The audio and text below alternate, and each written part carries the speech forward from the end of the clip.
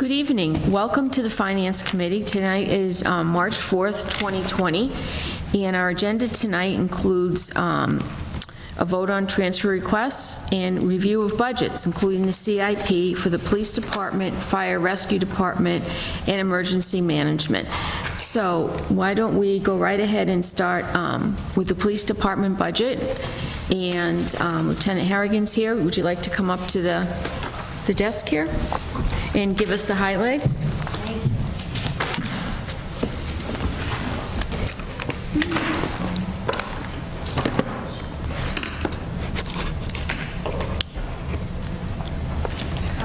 Good evening, through the chair. The 2021 budget before you tonight for consideration is the agreed-upon recommendation of the Chief of Police and the Town Manager. It represents an increase of $164,656, or 3.58% over current year. Provides for funding for all positions in the department, which consists of 40 sworn and 12 civilian. Of the 40 sworn positions, 38 are currently filled. 3 of the 38 are student officers, all hired off of the resident civil service list, and they just started the academy a week and a half ago in Boylston. So it's anticipated that they will be graduating in mid-July, and that will be followed by 12 weeks of FTO training, and hopefully they'll be on the road counting towards the shift in August. Regrettably, we had anticipated a 4th candidate going to this academy. However, he did not pass the pre-entrance physical exam and was disqualified.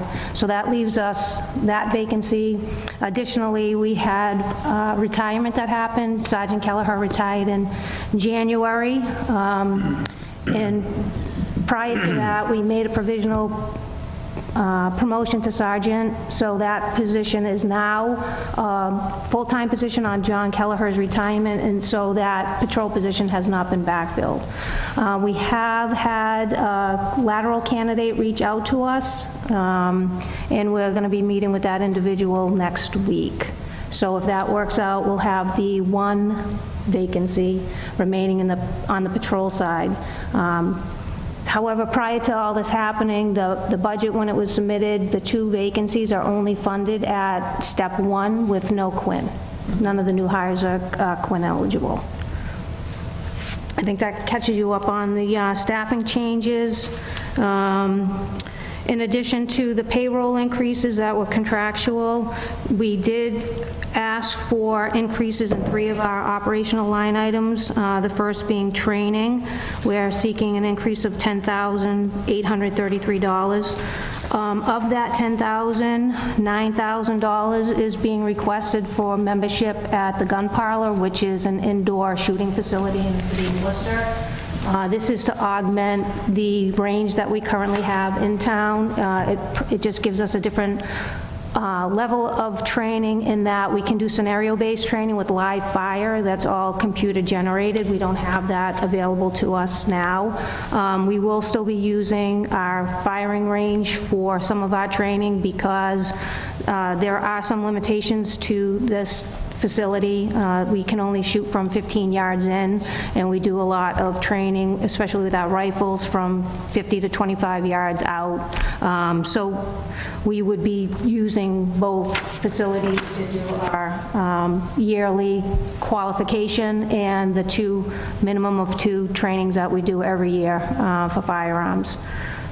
So that, the other, I think there'll be a remaining like $1,800 that would be used towards the ammunition that would be needed for the additional training that we're hoping to do, and some range equipment that we're going to need up at our outdoor range. In addition to that, we've asked for an $8,000 increase in miscellaneous service account. The reason for that request is we are looking to have some assessment center testing for promotions that may include the chief of police. If that happens, we do have an active list now for sergeant, but not for lieutenant, so there is a potential for 2 assessments to be run out of 2021 budget, depending on what happens with pending retirements. potential retirements. And finally, we're looking for an increase of $5,600 in our equipment line item. This brings us closer to our 3-year average, and it would provide for some increases towards our TASER year 1. In our capital, we are looking to get a 5-year lease for our TASER program. When the budget was built, we didn't have all the numbers nailed down from TASER, so we're shy of $2,400 for our year 1 lease payment for the program, should that go forward. So this offsets that. In addition to that, depending on the 3 new hires, 4 potentially, we are probably going to be adding, I'm not saying it's a brand-new vehicle, but a vehicle to our fleet, which would need equipment to include plate carriers, rifles, mobiles, that whole thing. So we're looking to hopefully increase that line item to cover any costs that may be related to keeping an additional vehicle in that fleet longer than we had anticipated.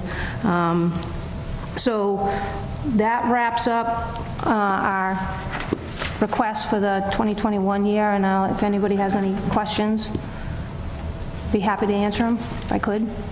Okay, questions? Yes, sir. This might just be kind of semantics, but when we outfit a new vehicle, does that not get included in capital purchases? Like the outfitting of the vehicle as well as the purchase of the vehicle? Most of the upfitting is incorporated into our capital, but there have been times where consoles changes, so we swap out as much equipment as we can every year, so we're not buying brand-new light bars every year, so until we know what vehicles are coming out of service, and Well, just because you said it was for a new vehicle that was coming in, so that's not a brand-new vehicle. It could be like, we'll retain something that might go into our detail fleet, we may keep on the front line. Our detail fleet, if it's moved there, any equipment that we've put into a new vehicle's been stripped out. Okay. So if we have to retrofit that to bring it back online, we'll need to provide for the plate carriers and all that, fire extinguishers, everything that may have been taken out in order to move into a new vehicle. okay. Yes.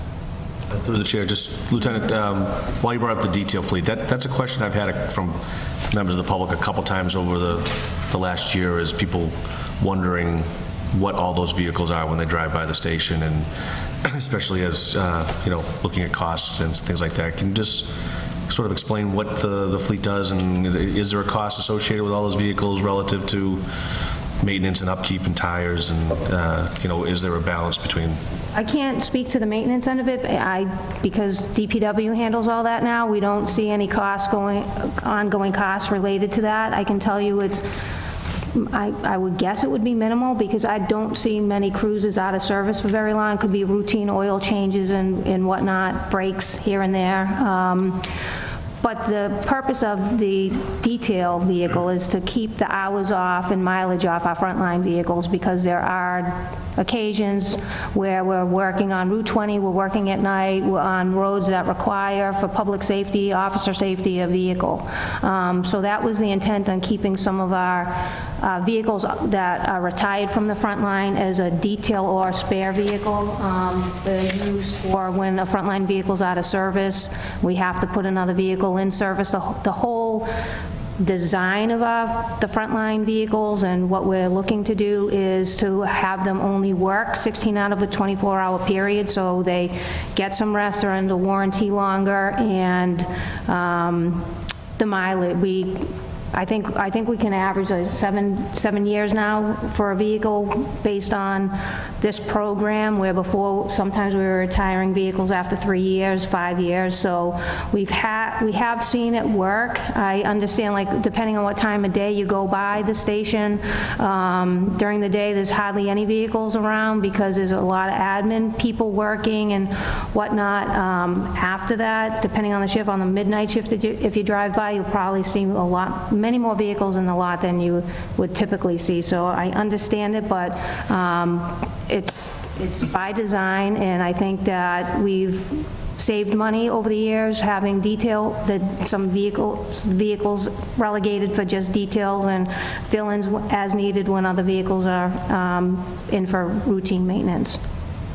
And just maybe this to Ms. Kazanovich, but there is an admin fee relative to details in town, right? And some of that admin fee would go to offset any potential costs, for instance, fueling those cruisers and things of that nature. Is that That's the purpose. We charge a 10% admin fee, which gets billed for every detail.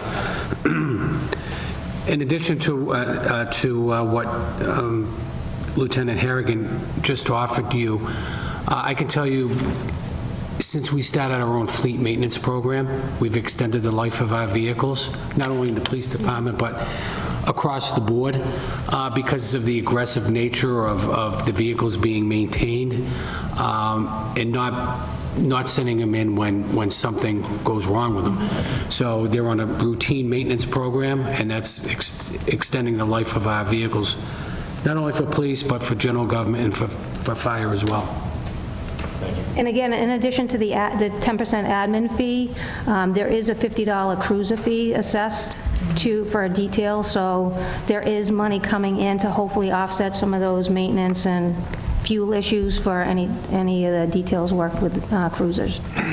Thank you. Can I ask a question? How does that work? Because I can see that the money that comes in for the detail work goes in the general fund, and then where's the appropriation come from? Well, the appropriation is under fleet. Okay. We know that we're taking in an amount of revenue as a result of the admin fee and the cruiser fee, so we're able to increase. Just comes out of... When we started billing, we increased the appropriation. All right, thank you. Questions? Yes, sir. Just one additional, so the new program you located with the facility in Worcester for the range, memberships for all members of the sworn members of the department, and they're able to utilize those memberships outside of the training dates as Yes. well? So they can go on their own time with their own ammunition and get some And they can practice bring a time? guest as well at no charge. So essentially, I want to say it's capped at 14 hours of additional training beyond our department-wide training, and then another 10 hours additionally for the trailer, so the scenario shooting. So total of 24 hours of additional training that we're able to use. I don't know if everybody's aware, but the range in town, we're not able to use it on the weekends, and that was an agreement made way back when the range was put up there with the abutters. So we've been abiding by that, but a lot of the guys and their families would like to shoot on weekends, so this offers them another opportunity to do that and keep us in compliance with the understanding we have with the neighbors, so. Good, Any thank you. question? Questions? No? I had a question for Ed. Yes, sir.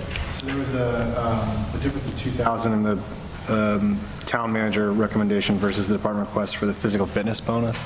Which line item? It's 519009 on page 2 of the budget. We talked about that. Oh, yeah. If you look at the 3-year history, it's running at 31. Now, we know there were some vacancies, and we accounted for those, but there are some men who choose not to do the physical fitness, so we're not getting 100% participation, so that reduction reflects more or less the history, and we understand that some positions are going to be filled, and we provided for that. Okay. Questions? Oh, excuse me, yes. Eileen, can you tell me how many of your officers are still receiving Quinn bill? Okay, so total, every member of the command staff has a degree, and now it's 12 of the patrol So, people with Quinn. With these new hires, it will be 16 without Quinn.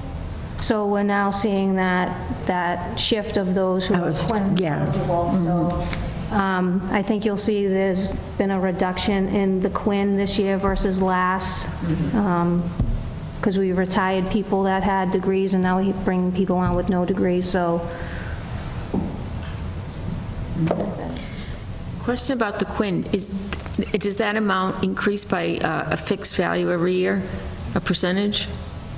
It's a Yeah. percentage. It's a percentage, okay. That's it.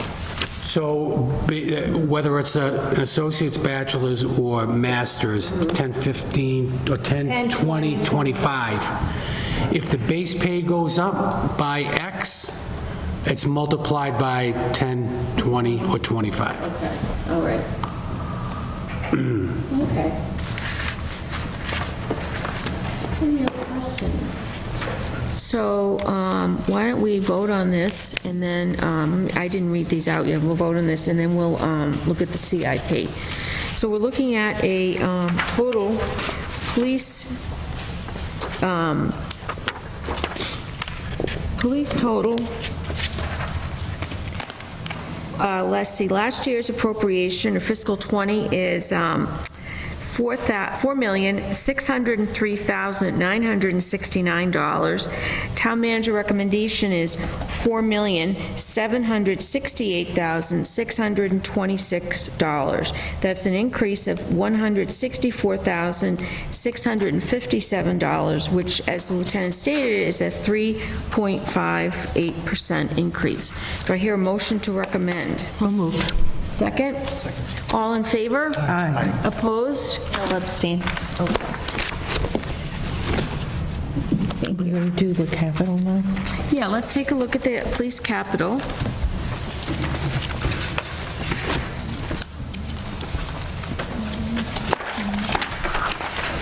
See if we have any questions. We'll vote on the capital in its entirety later on, in a few weeks. But let's see if we have any questions for the lieutenant.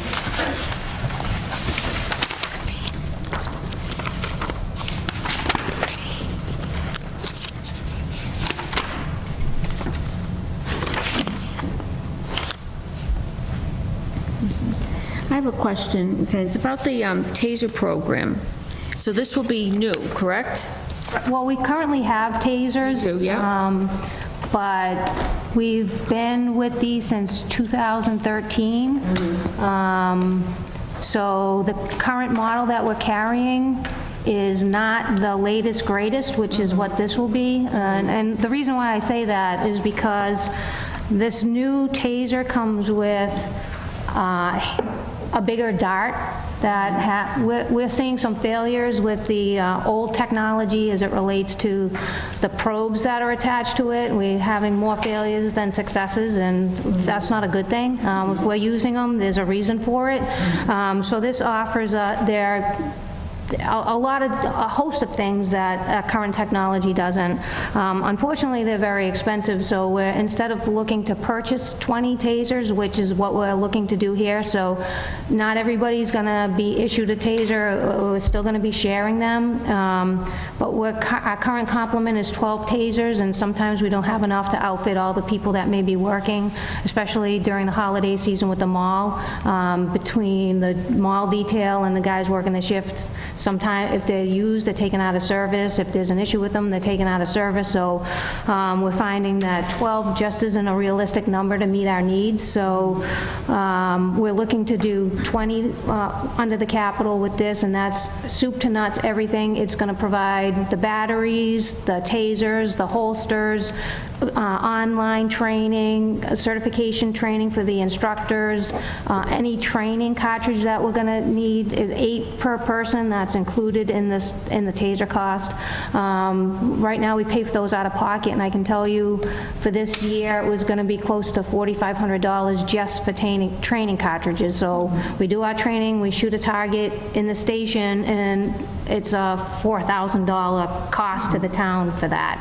So our duty cartridges would be included with this as well. So the batteries, the docking station for the batteries, now it's going to a wireless format. So if there's an issue and somebody forgets or doesn't report something, as soon as that battery goes into the charger, there's a wireless connection to Axon that downloads all that information. So there's a way to track it, usage, all that other stuff that comes with this package that we're looking to get, as opposed to staying with what we have, and they're not going to be making the holsters and the batteries anymore for the units that we currently carry, so we thought that it best to address it now, and it's too big a nut to absorb it into the operating budget, so we're looking to do the lease over the 5 years. Okay, that makes sense.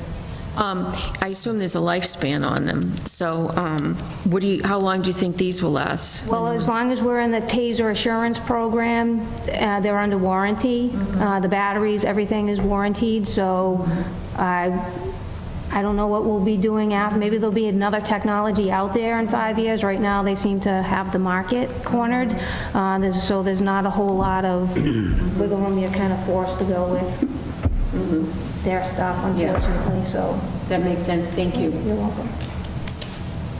Yes, sir. Just, Lieutenant, a question relative to the TASER program. What would be the cost, and would there be a way to, like, multi-year phase it in so that everybody could carry their own TASER? As it is a use of force equipment, and obviously things are maintained better when you have your own Right. issued one, as opposed to handing it off back and forth, and It was over a $200,000 cost if you wanted to do a purchase for everybody to carry their own, which we thought was steep with all the other needs that we had. That would, with the cruises and everything else, we just thought that this was a more fiscally responsible way to do it. We haven't had a whole lot of issues with equipment breakdown as we've been working the tasers now, sharing them between all shifts and details and all of that. So in talking with our taser people, in-house taser people, Officer Gustafson, he seemed to think that this was the better way to go for us right now. how many, I just see that it's over, it's spread out over multi-year, so the cost of the program over the 5 years, is that what we're seeing across the spreadsheet? So that's what the year one payment, although it's in the capital for, I think it's 11.9, it's going to be 14 with the new number. I think it's totally $14,277.40 for the year one payment, and then it's $19,200 going forward from there for the 5 years.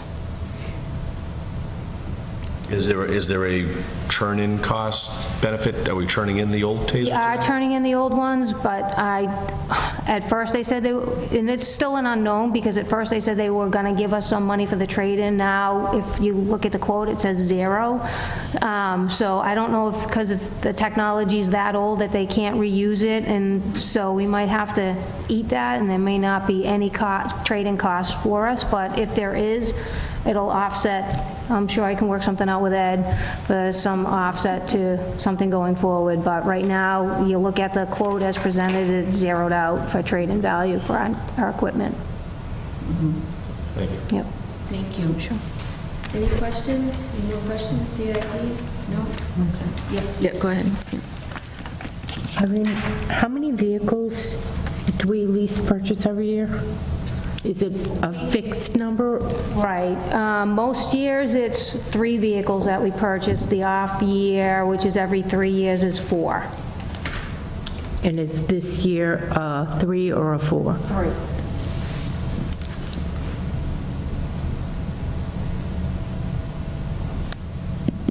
Okay.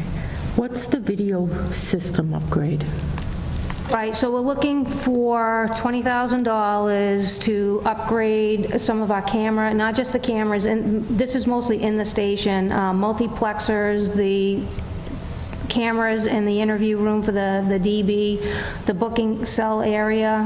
We've had equipment failures down there, and I'm told, and I'm not a computer person, but it has to do with how many ports are on our multiplexer for video type technology. So we're looking, we haven't replaced, most of the equipment, cameras in the station are original to the building. We've only replaced things as they've broken. And I think we've delayed this from last year, if I'm not mistaken, because we weren't sure what was going on with a new public safety complex. So some of this Technology, we probably would be able to take with us if we were to move to a new building. Outside cameras, they're relatively new, so this would be basically the cameras that we use in-house for monitoring cells, the evidence room, armory, that kind of situation. And Madam Chair, both public safety departments, both police and fire, we're mindful of the fact that there is a discussion going on about a public safety facility. So we're, in terms of making a capital investment in the current facility, we try to put that on hold or delay it until we know the outcome of where we're going with the proposed facility. Okay. Yes, thank you. Okay. Yeah, another question? Yes, sir, yes. So if we are delaying some potential upgrades to both stations, have we factored in additional funds in case things that would have been upgraded may fail? They are on the radar screen, but we're prepared to make those changes if, in fact, the town goes in a different direction. Chair, just a question. Yep. Relative to that, so anything that's on the CIP that we see relative to the police, cameras, dispatch consoles, any of those things, are those things that we've already set in place, so the dispatch consoles are all new? Is that, because I see one in the 2020? Right, so that project has started, the dispatch console project. So there have been CIP funds, because that was another 5-year lease for the dispatch console, so that project is going on as we speak. Again, there's a lot of the equipment that they're putting in there would be able to transfer to a new station. So that's why they move forward with it. I will tell you that the Zetron panels and whatnot in dispatch are original to the building, and we just couldn't wait any longer to upgrade, waiting for this new public safety complex, so that's why they're investing money and equipment in there now. We're having radio failures, there's a whole bunch of reasons, so it's, like, I will tell you, on July 1, if this was a tax levy money for the video upgrade or bond proceed, if it's tax levy, we wouldn't be looking to spend that in July, August. It would only be like, okay, it's a liability now because we can't monitor the cells. We have the money, let's do it, just till things play out. And I'm sure whatever you're purchasing now would be what you would be able to transition over to the new facility. It would be the technology and consultation. Right, if it makes sense to. It may cost more money to tear out the stuff and try and retrofit it into a new building if they say, like, the camera costs have come way down in the 3 years since you purchased it, so, but I would think like a server, a multiplexer, all that kind of stuff would be an easy, it's like plug and play as I understand it, so we'd be able to take that with us. Or they could be utilized in another component of town, whether it's town hall or other facilities, or maybe so. Okay, thank you. Question, Lieutenant, how old is the building that you're in? When did it open? We moved in June of 2000? 2000, yeah, so we're 20 years into it. Thank you. Sure. Right? Anyone? All set? All right, well, Lieutenant, thank you very much for coming today. Appreciate it. And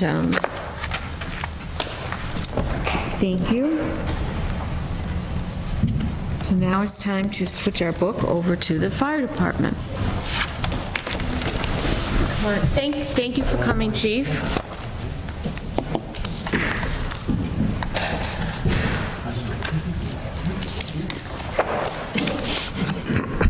Switching? Oh, I see. I'm just going to move over next to Mike for... I thought the chair was too short or something. Plenty of room. Plenty of room.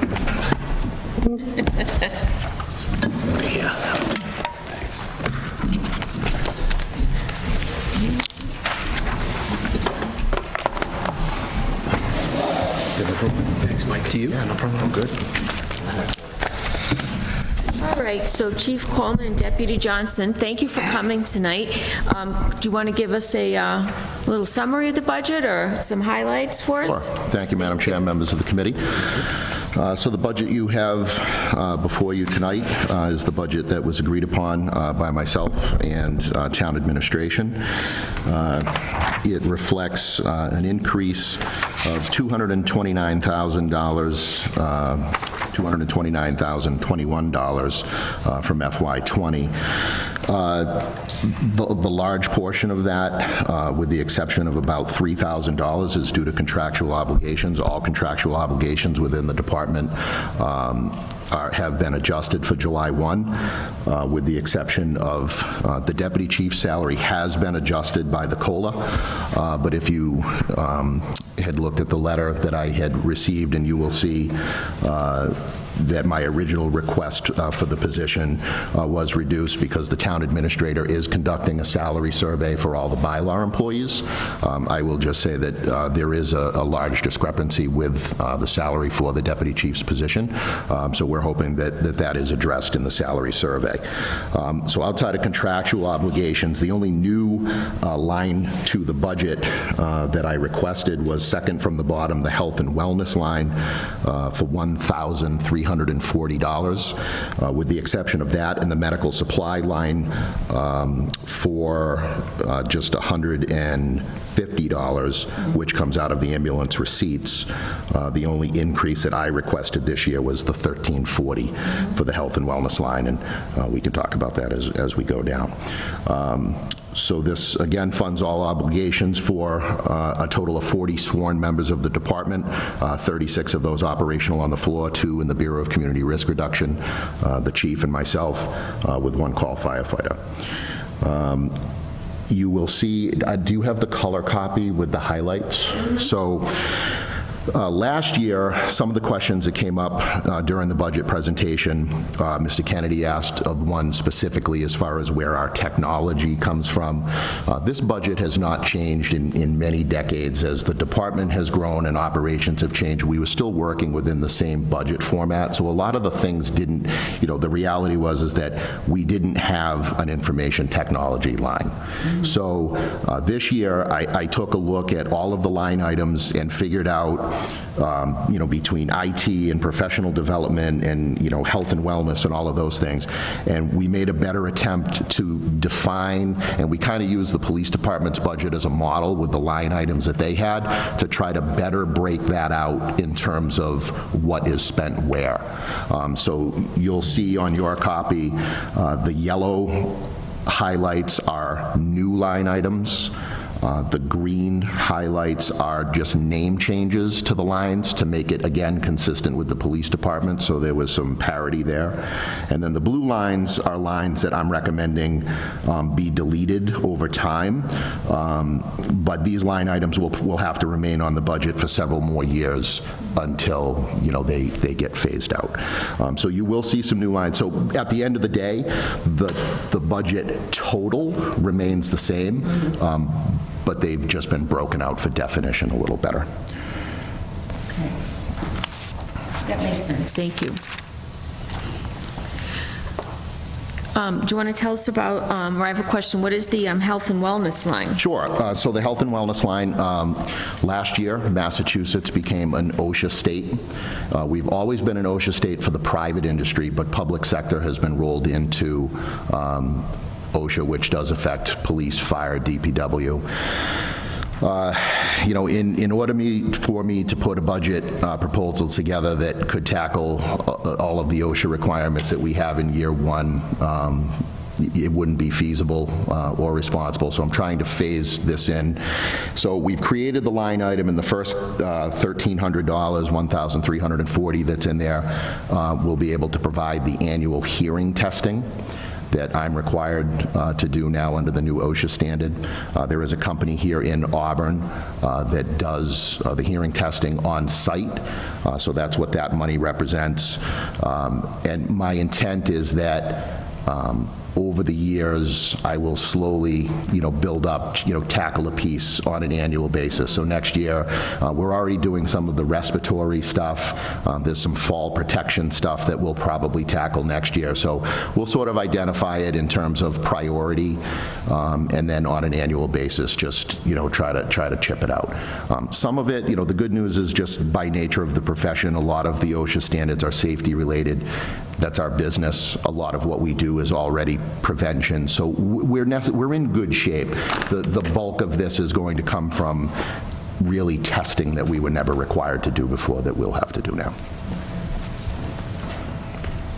Thank you. Okay, questions? Yes, yep. Chief, I know that the SAFER grant, it's providing $91,000 towards the career firefighter line item. How many firefighters are we hiring or have we hired through that grant? Sure. So on January 1st, we appointed 2 new firefighter paramedics off of the SAFER grant. So as you know, year 1, the federal government picks up 75%, we pick up 25%. So this budget does reflect that 25% translates to $30,000. So the town share of $30,000 is in the firefighter line, and this $91,613 will be requesting our first payment from the federal government probably the first week in August. We're going to do it quarterly, probably end of March, actually. So the end of March, we'll request our payment, and then that money will go into an account, a special revenue account that the CFO has set up for federal grant tracking, and then that will be applied to as an offset. So the first year's 75, the second year's 50, or? It's 75-25 for 2 years, Oh, okay. and then it goes 65-35 for year 3. 5 for the town, 35 for the feds, year 3. And it's a 3-year grant? Correct. And then the town owns the... That's correct. As a point, this budget, because we added the positions, but we've also had, with some people moving on, and we have people that are coming in at lower steps. So when we kind of looked at it, the budget has always offset 10 positions with benefits. We took advantage this year of the $30,000 for the new payment. So this year's budget, we actually picked up 12 firefighters with benefits out of the ambulance receipts instead of the normal 10. Including all EMS costs. The EMS operation for the department is 100% funded through the ambulance receipts, including capital and normal medical supply operation, all of those things. I know the Finance Committee typically likes to know this information. In FY19, our final collection was a little over $1.5 million. It was $1,527,624. And then we are still collecting for FY20, so we only have data for 7 months, and we'll be collecting well beyond June 30th, but we've collected a little over $1 million in the first 7 months for FY20. So we're in good shape. We'll talk about it when we get to capital, but we have a new ambulance purchase that's coming this year, and that money will be 100% funded through the ambulance receipts. Okay, questions? Yes, sir. Chief, while you brought up the ambulance receipts, how do we do typically with percentages of collections? Obviously, some bills go unpaid for a variety of reasons, but how do we do typically and compared to other communities in terms of our collections? Yeah, we do fairly well. I mean, we typically have about a 91, 92% collection rate. Again, there's many factors that go into ambulance building. Medicare, Medicaid are fixed rates. So someone that's on Medicare or Medicaid, we're getting the $300 or the $400 payment from Medicaid. Even if it's a $1,500 ambulance bill, we're getting the fixed Medicare cost. And then ultimately, we have to make the decision, ultimately, I have to make the decision as to whether or not that's something that we would send to collections or, we would write off. So that's something that is evaluated on a monthly basis as I get those reports from the ambulance, from the billing company. But our collection, especially from private insurance, our collection rate is very high. Typically, what we write off, we write off a lot, in maybe $30,000, $40,000. But a lot of that is co-pays. You'll get a bill report from a patient that has a $100 balance or a $250 balance or maybe even a $500 balance. And ultimately what that is that's the deductible. That's the deductible on their insurance. And typically that's something that I just write off. I'm not chasing a resident for $200. So that's something so we have some built-in losses, over that. And then there are just, between transient population, people that don't live in the community, there are some bills that we're just, I've sent them to collections, but I have some, calls that date back to, 2016, just waiting for them to, try to get a mortgage and realize that they're in collections or something like that. So there's always that certain percentage that are kind of left out there, but most of the time, within the course of a year, we have the bulk of some resolution to whether or not it's going to collections, it's written off, or it's collected. But our collection rate is over 90%. That's a great number. I didn't expect it to be that high. Chief, could you also just update us on your vision for staffing and where we are and, what type of requests we may see? This seems like a pretty good year in terms of the grants are taking a good chunk, but where are we currently? Yeah, that's a great question. Thank you. So, I've had conversations with the CFO and the manager that my ultimate goal is with this new staffing that's come on, that has brought the career complement to 36 members on the floor, which allows us to have 9 career firefighters scheduled per day between the 2 fire stations. Ultimately, I would like to see us get to 10, which would, because again, you have to remember that every time we add someone, it allows us to reset our minimum. So when we ran with an 8-member group for many years, we allowed 2 people off. Our minimum was 6. Moving to 9 allowed us to reset our minimum to 7. Moving to 10 would allow us to reset our minimum to 8, which again, with the equipment that we staff, the call volume that we're running, it would allow us to safely maintain an engine with 4 firefighters and then staff 2 ambulances. And at some point, we're not at that point today, although if I really sat down and thought about it, we could be, but just staffing-wise, we can't do it. At some point over the next 3 to 5 years, we're going to probably have to look at a staffing plan to maintain 3 ambulances around the clock. Right now, we maintain 2 around the clock, but we have mutual aid. We have ambulances responding from the hospital back to town. We have mutual aid in town on a, if not a daily basis, on a weekly basis. So over the next 3 to 5 years, I think that as a department, we need to look at staffing a 3rd ambulance regularly, which 10 people would allow us to do.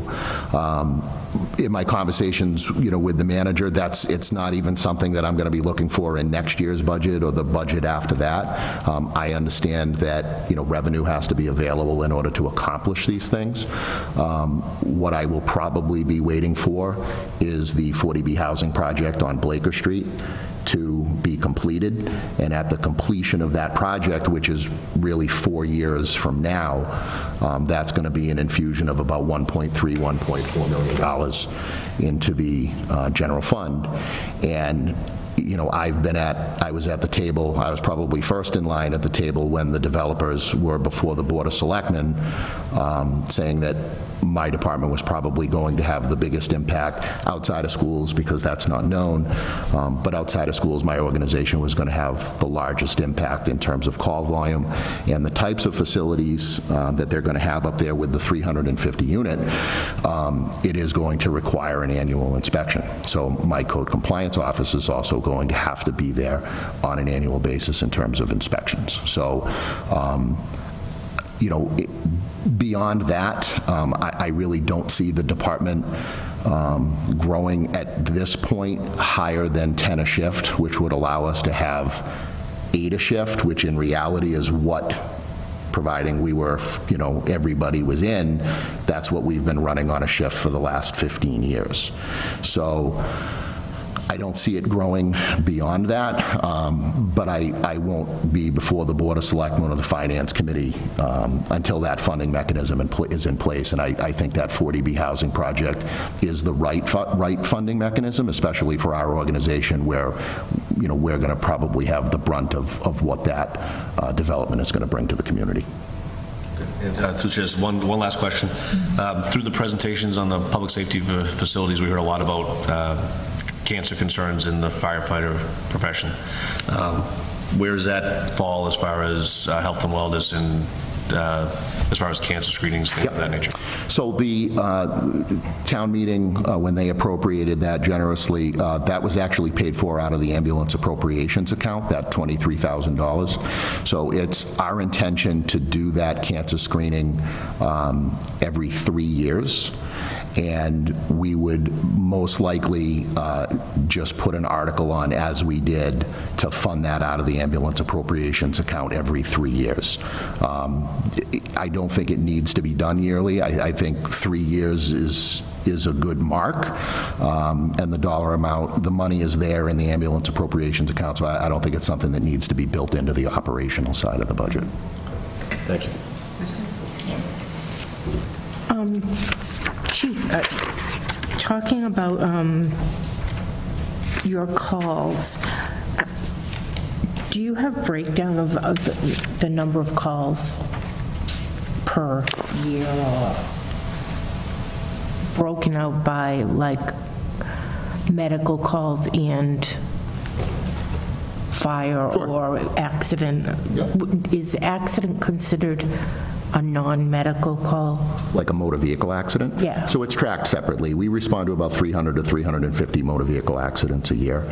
The deputy could probably dive into more of the statistics, but typically typically the way that it breaks down, if you want specific numbers, the deputy can, but we're pushing 4,000 calls a year. This year we'll probably hit 4,000. Out of that, we probably do somewhere around 1,300 to 1,400 fire-related calls that have no medical component. And then the bulk is medical. 2,100 EMS calls, I believe, somewhere in that ballpark. I can get you the actual. No, I mean, close enough. Have you seen since the Reliant Medical Facility opened at the mall, have you seen a dramatic increase in the number of medical calls because of them, or not really? Yeah, we have seen an increase. It hasn't been dramatic, but we have seen the increase. Actually, the biggest increase has been more ReadyMed. Okay. ReadyMed and... Been there, I think, 4 times today already. What's important to understand, with these types of facilities is the law allows some of our medical facilities in the community to contract with a private ambulance company who they could call, but the state regulates what types of calls they can come in for. And even if, take the Life Care Center, for example. The Life Care is a facility that can, under law, contract with a private ambulance company, and to be quite honest with you, we encourage that because the amount of volume that comes out of the Life Care we couldn't support even if they wanted us to. So 90% of the ambulance calls that come out of the Life Care are done by a private ambulance company. But the law requires that when they have certain types of medical emergencies, priority 1 or priority 2, that are immediate life-threatening emergencies, that they're required to call the 911 provider. Now, typically what happens is a place like Life Care, they don't want their employees making the decision of should we call Auburn or should we call here. So they 100% of the time call their private ambulance provider. And then the private ambulance provider's dispatch triages that call and says, this needs to go to Auburn. So when we go to the Life Care Center, they're for true emergencies. They're for cardiac arrests. They're for serious, serious calls. Same rings true to a place like ReadyMed. So, sometimes people treat ReadyMed like it's the emergency. They don't want to go to the emergency room, even though they probably should go to the emergency room. So they say, well, I'm just going to go to ReadyMed. And people walk in and say, well, what's the problem? Well, I'm having chest pain. How's the pain? Well, it's 10 out of 10 chest pain for the last 2 hours. And we were just talking to the police lieutenant about this tonight before the budget. The problem with ReadyMed is that we are taking sick people out of the ReadyMed because they're people that really never should have been there to begin with. And so yes, we are there a lot, but when you look at the types of calls that we're bringing out of there, as far as STEMIs and some of the respiratory issues, these are sick people.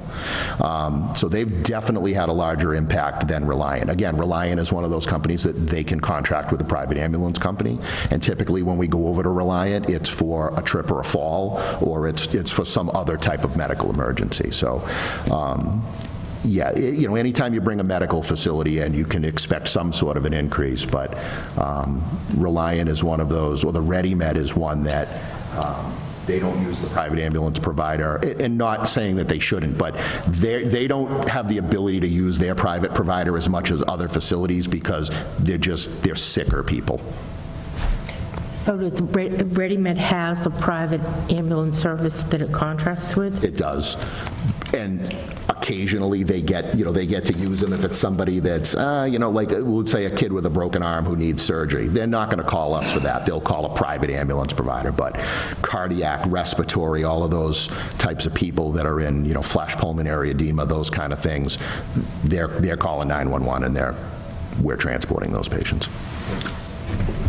I have another question. Eddie, when these medical facilities come into town and go through the licensing and planning process, has the town looked at some sort of a fee for ambulance service? I'm not aware of any discussion that may have taken place before any regulatory board. I don't believe it would be permissible, since they're paying general taxation like any other business is paying. Even though it may require the services of our individual departments, that argument can be made for any business that calls upon police for an alarm or anything like that. Certain things are billable. There are alarm fees after so many alarms. Those are allowed and justifiable. I don't know of any circumstance where something like that would be billed or considered billable to a medical institution. Just on that same note, would you say that nowadays many of those ReadyMed patients would probably have been patients coming out of their homes in town who just through either stubbornness, decided not to go to the ER, and then maybe said, well, okay, I'll just run down to Ready Med. They may have been, the chest pain may have been, no, I would have stayed on the couch and someone would have called, or, the respiratory issues. Do you think this may be like a halfway point for some of our home calls, that we got them out of their houses? But, if they are residents of the town, I'm just curious if you had any. I don't know if the deputy offhand knows that breakdown, but. There are many from town, but there's also many from out of town. I think also what it comes down to is those patients would typically have gone to Reliant before, and now with the doctor's offices always being constantly full, that's the reason why Reliant opened Ready Med, was so that they could take that overflow and do those more emergencies like, the flu symptoms or something like that. That's where those patients are going. So that's why I think we're seeing more action over at Ready Med. We still do see an increase at Reliant since they've added patients. I do track every medical facility that we have in town, and I have a spreadsheet for it. I know Kevin knows I have spreadsheets for things. But everything. Can you imagine what your house is like? Yeah, I do track all of that, and then what the percentage of our call volume is based on medical facilities. I don't have that information in front of me, but we do keep track of it. Thank you. Thank you. Question? No, I'm all set. No other questions? All right, well, let's take a look at this, at the budget. We're looking at total, fire total, fiscal 2020 appropriation was $3,179,326. The town manager recommendation is $3,408,347. That has an increase of $229,021, or 7.2% increase. Do I hear a motion to recommend? So moved. Second? Second. All in favor? Aye. Opposed? Okay. Thank you. So let's take a look at the capital.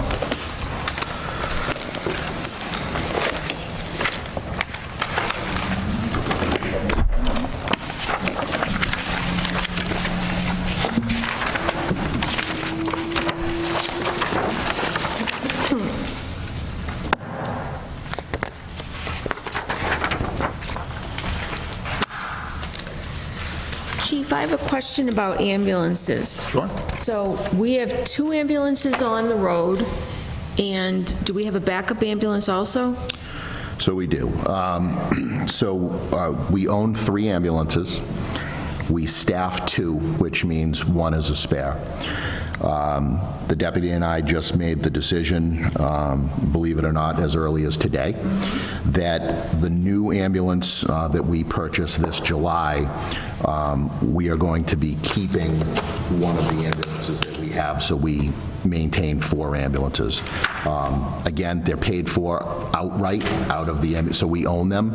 With what we're going to get on a trade-in value, it's not worth trading it in. It's a busy service, and we are finding, we were in a situation last week where we had 2 ambulances out of service, so we only had 1. We were kind of waiting out the day to see what was going to happen. We had mutual aid come in a few times. DPW was able to get that other truck back to us before they left for their end of day, so we put 2 in service. But if not, we were going to be in a situation where we were going to have to contact another community to see if we could borrow an ambulance so we could keep 2 in service. So we are going to hang on to that 4th ambulance. Again, even just sort of building that into the plan now, which makes it easier because it's an outright purchase out of ambulance receipts. But as I mentioned earlier, as we start laying that foundation over the next 3 to 5 years to staff a 3rd ambulance regularly, we're going to need that 4th truck anyway as a spare. So it makes no sense with the trade-ins are, it's ridiculous. Some days, what they're willing to give you for these, so it would be better served, sitting in our station as a spare to be pushed into service.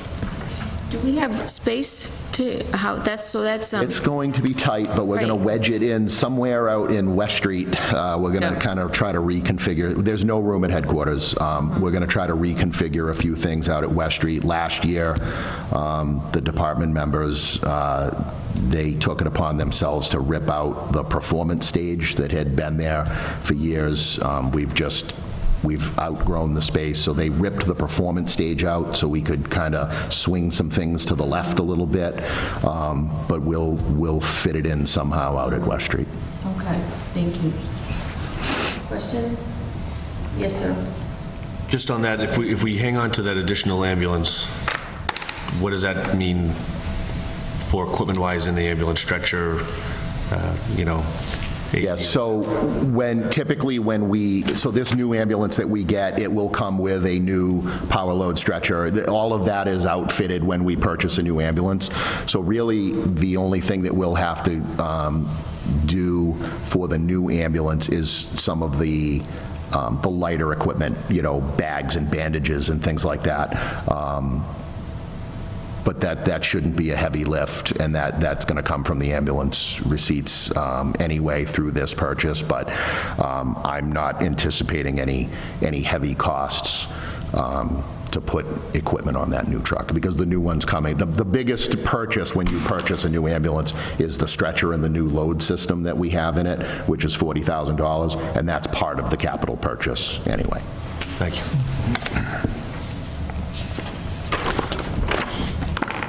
Questions? No. All right. Well, thank you very much. You're very welcome. Chief and Thank you. Deputy, thank you. And again, we'll vote on the CIP in its entirety later. Okay? Very good. Have a great night. Thank you. Thank you.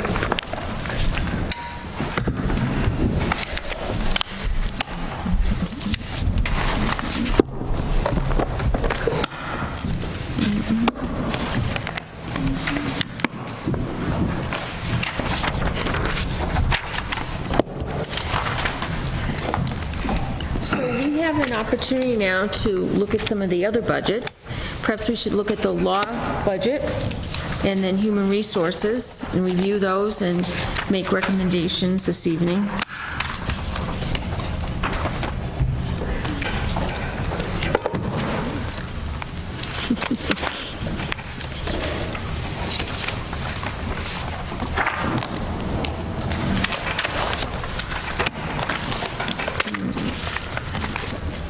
All right, law.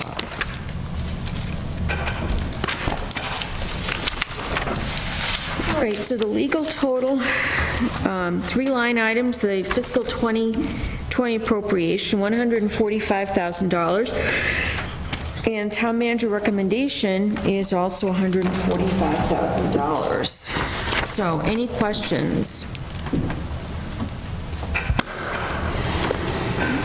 No, do I hear a motion to recommend? Sorry. A second? All in favor? Aye. Thank you. Okay. And the next one, maybe we should look at human resources right after that. The fiscal 2020 appropriation, $74,232, and town manager recommendation for 2021 is $79,098. That's a $4,866 increase, or 6.55% increase. So, questions? Yes. Is this a bylaw position that will be going through the evaluation that was mentioned earlier? This bylaw position was already evaluated, and there was a transfer that just came before the Finance Committee, I believe at the last... In January. And it's reflective in this request. This is the update. Okay. Yes. Motion to approve. Second? All in favor? Aye. Opposed? No. Okay. So let's look at information technology, and let's see, we might, if necessary, we can have Mr. Marino come in and give us an update. Let's see, the fiscal 2020 appropriation, $211,000, $37. And the town manager recommendation, $229,873, which is an $18,836 increase, or 8.93% increase. So, and of the director's salary, 90% of the director's salary is paid for with tax levy. The other 10% is paid by special revenue allocation from the local cable channel, which is good to hear. And any questions? Just a question to the chair, just as a general matter. I mean, in my few years, typically we've had these directors and department heads in to sort of give us, even though they're usually pretty routine, but just to give us an idea of what they foresee for their departments and what they may be seeing, to give us a bigger picture of. So you want them to come in? Yeah, that's fine. I don't know, I feel like, I don't know if Mr. Kazanovich may have a better feel for the department heads as to whether they want to come in and present to the finance committee? Well, not knowing what questions may or may not be asked by the finance committee, we like to have the division heads here or the department heads here to ask any questions that you may have relative to what's presented before you or what you may foresee that may happen in the future.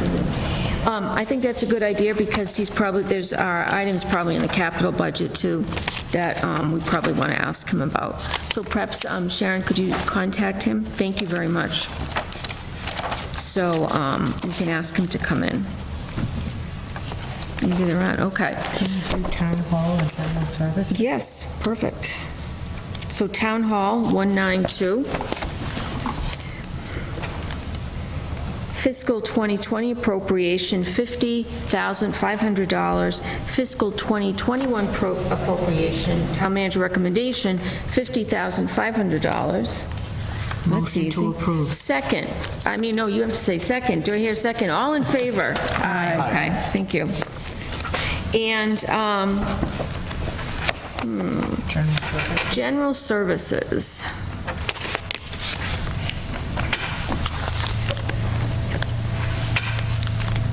For the fiscal 2020 appropriation, $1,480,978.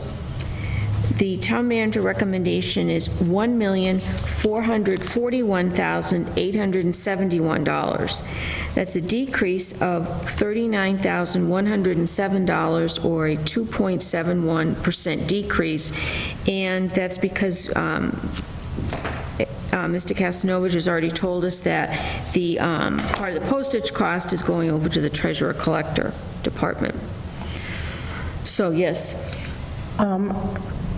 I see the insurance and bonds line is up 20 grand. Yes, I think we informed the Finance Committee of pending litigation, which we believe will have an impact on our premiums for the next fiscal year. Certainly, it's too early. We won't know until mid-May, end of June, so this may have to be adjusted at a fall town meeting. Yes, question. Is this all insurance, like including insurance for fleet vehicles and so? Workers' comp, general liability, personal property, motor vehicles. So should we anticipate an increase from keeping a fourth ambulance on fleet as well? I probably should have thought of that. Oh, for the additional ambulance? It's not going to be that significant, no. Okay. Thank you. Okay, yes, sir. Can you just discuss, so we've just implemented the streetlight program. How does that affect streetlights and then electricity, I guess, if they go hand in hand? So part of the LED streetlight replacement program projects a savings, I believe, of like $50,000 to $60,000 annually. Certainly, we have no history on that at this point in time, so I didn't want to reduce it significantly. So that may offer us some flexibility. The project was recently completed, so we have no history to rely on. We won't know for another year. I think it's too early to assume that that entire savings is going to be realized over the course of the fiscal year. Also on the gas, oil, what did you base did you shoot high, basing on a high per gallon price, or how do we get to the 190? Did you budget high for? I'm looking, no, I base that on what we're currently paying now. And so we're running at about let me see if I provided any notes here. I think we're running at around $180,000 annual cost. Certainly, if the prices hold or go down, we'll be okay. But then again, if prices go up, we're going to have to make an adjustment to that in a fall town meeting as well. The budget, is it based on the yearly average per gallon sort of price, or price of at the time? We look over the past 12 months, and we look at any potential economic disruptions that may drive that price one way or another. And that could happen overnight. We just don't know. Thank you. Question? Motion to approve?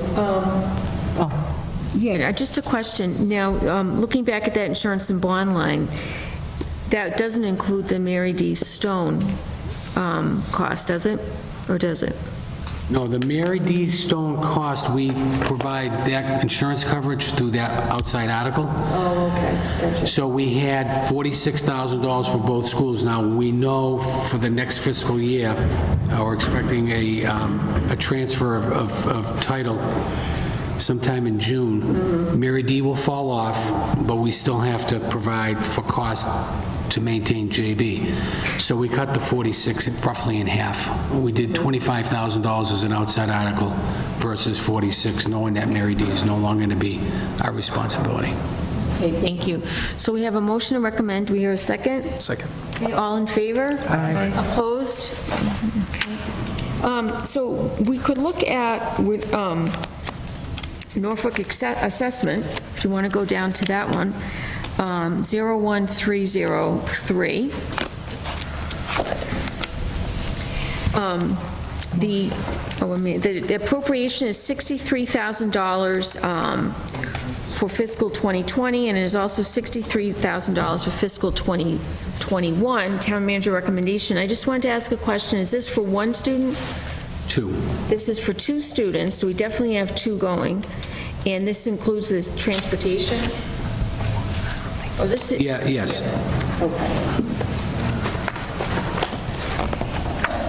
Okay, thank you. Do I hear a motion to recommend? Motion to approve? A second? All in favor? Aye. Opposed? No.